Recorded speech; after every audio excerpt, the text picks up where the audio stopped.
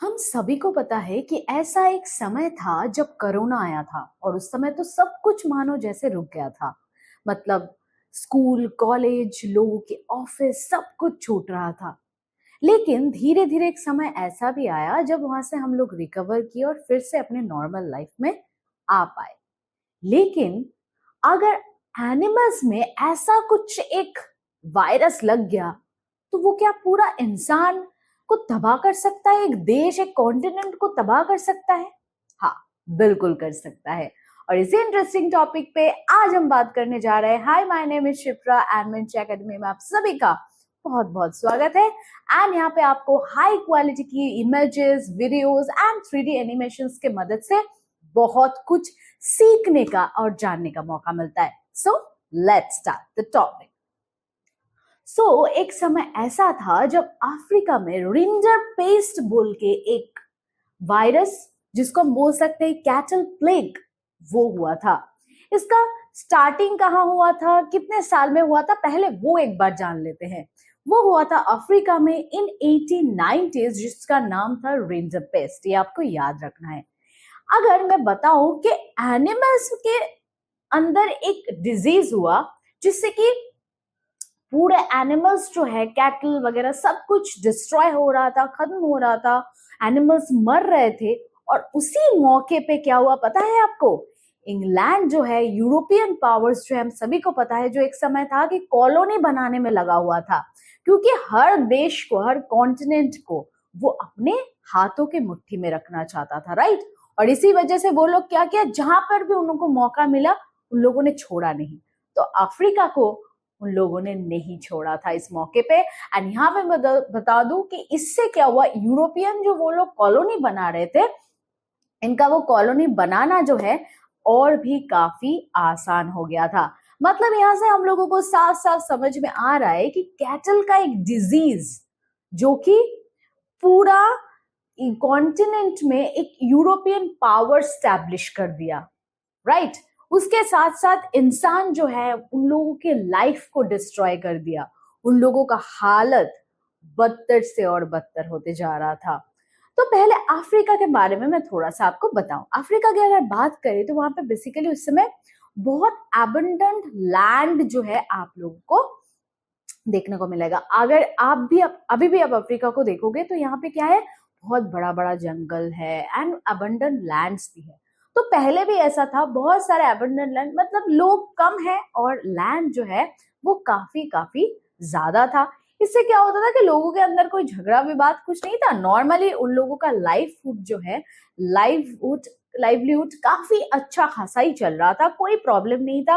वो लोग अपना फार्मिंग करते थे, पशुपालन करते थे और साथ में जो मिलता था उसी से खुशी खुशी रह लेते थे। लेकिन इस समय नजर पड़ा, जैसे कि हमने बोला, इसी समय नजर पड़ा यूरोपियन पावर्स का।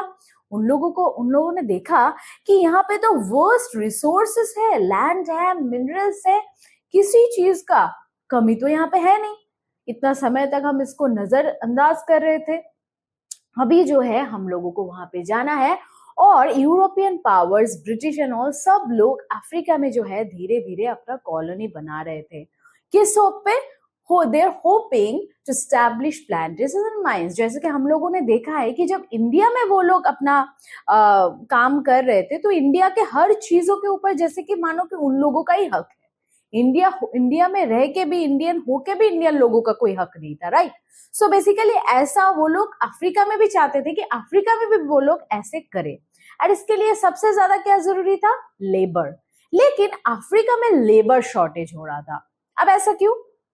क्योंकि वो लोग अपने हिसाब से रह रहे थे, उनके पास फार्मिंग के लिए बहुत जमीन है, उन लोगों के पास पशु है, कोई प्रॉब्लम ही तो उनके लाइफ में नहीं है। जो छोटा मोटा मिल रहा है उसी से उनको दिन चल जा रहा है, तो क्या जरूरत है उनको काम करने की? लेकिन ब्रिटिश लोग थोड़ी ना ऐसे छोड़ने वाले थे। तो उन लोगों ने क्या बोला? उन लोगों ने बोला कि आपके ऊपर हम हेवी टैक्सेस जो है इम्पोज कर रहे हैं।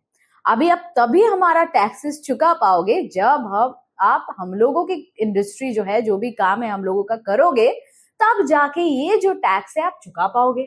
तो मतलब kind of tax, heavy taxes impose करके, काइंड ऑफ जो है जबरदस्ती करके अफ्रीकन जो है उन लोगों को अपना लेबर बनाया था, ब्रिटिश लोगों ने। सिर्फ यही नहीं, किसी किसी के पास होता है ना कि बहुत बड़ा संपत्ति है एंड ऑल, तो ये भी था कोई अफ्रीकन के पास। सो बेसिकली उस समय बोला गया कि अगर आपके मानो आपके पिता है और आपके 4 उसका सन है, तो जो बड़ा है उस एक ही सन को जो है ये संपत्ति मिलेगा, बाकी तीनों को नहीं मिलेगा। तो अगर बाकी तीनों को संपत्ति नहीं मिल रहा है, अगर बोला जा रहा है कि बस फैमिली में 1 मेंबर को ये लैंड मिलेगा जो भी उनका संपत्ति है, तो बाकी 3 क्या करेगा?